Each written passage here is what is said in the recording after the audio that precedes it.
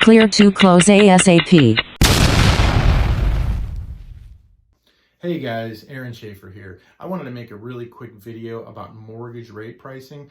I had a realtor call me up today and he had a question about how this all works, and I figured, you know what, I think I'm gonna make a video about this because there's probably a lot of people out there, realtors included, who don't understand exactly the way this works. Have you ever called a mortgage company and they quote you an interest rate and they quote you closing costs, right? And then you call another mortgage company and they quote you a different interest rate with different closing costs. And then you call a third mortgage company with even a different interest rate and different closing costs. And you say, why are they all so different? Well, this might shed some light on how loan officers are quoting interest rates. And you have to be very, very careful when they're quoting these interest rates to you, and you have to know the right questions to ask. So hopefully this video is going to help you out in that regard. So let's take a look at a mock pricing sheet right now. This is not an exact representation of what's going on in the market today, but it is pretty close. You have 5 different interest rates here ranging from 6.5 all the way down to 7.5. You have costs ranging here from almost 3/4 of a point to negative just over 5/8 of a point. Anything that is at 0 or is really, really close to 0, that's going to be considered the par rate. That means it doesn't cost anything extra to get that interest rate, but it also means that they're not going to pay you anything to take that interest rate. So in this example, 7.25, they're going to pay you just under 1/4 of a point to take. 7.5, they're going to pay you just over 5/8 of a point to take. Now, what is a point? A point is 1% of your loan amount. So 1 point on $100,000 would be $1,000. On a $100,000 loan, this would be $653, this would be $217, etc. Now, these are premiums that they're paying you. I never recommend this personally because it usually is not worth it for the buyer. Above par rates are actually lower interest rates, 6.75. It costs just over 1/4 of a point to get that in this scenario.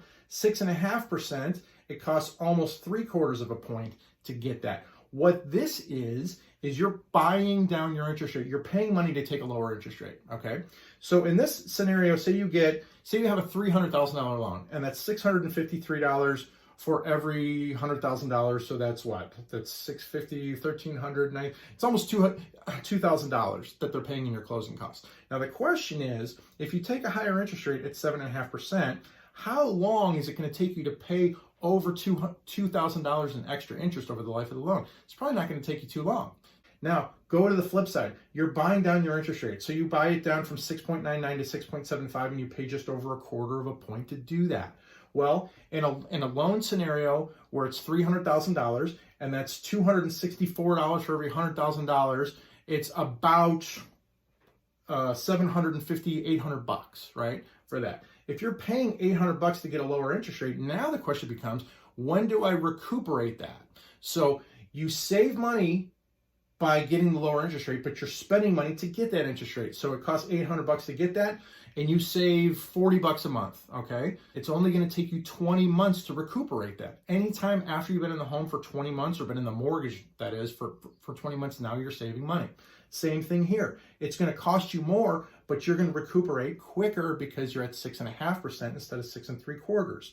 In this case, 750 times 3, that's 1,500, $2,300.